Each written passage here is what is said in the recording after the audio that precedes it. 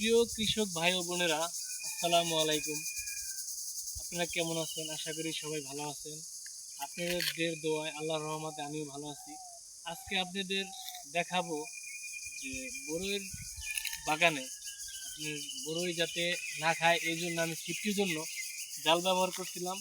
এই জালগুলা আপনার এখন আমি ঘরে নিয়ে যাব। তো কিভাবে ঘরে নিয়ে যাব সেটা দেখাচ্ছি আপনাদের। এই জালগুলা গুছাইয়া আপনার রাইখা দিবেন ঘরে নিয়ে। রাখার পরে এটা আপনার ওই দেশ গ্রামে আপনার গাব পাওয়া যায়, গাব, যে গাবগুলো আমরা ছোটবেলায় খাইছি। আসলে ওই গাবের উপকৃতা বলে শেষ করা যাবে না, ওটা অন্য একদিন আপনাদের বলবো। ওই গাবটা কুচি কুচি করে কাইটা আপনার পানির মধ্যে ভিজাই রাখবেন। ভিজাই রাইখা আপনার একটু জাল দিতে হবে।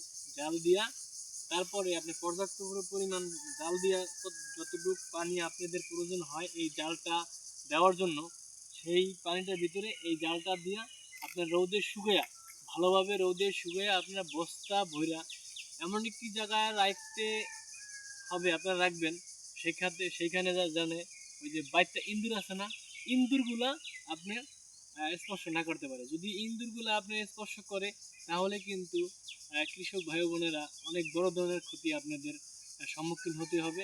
কারণ এই জালগুলো আপনি টুকরো টুকরো করে কাইটা ফেলাইবে। অর্থাৎ আগামী বছর যখনই এই জালটা প্রয়োজন হইবে তখন কিন্তু আর সময় মতন আপনি ব্যবহার করতে পারবেন না।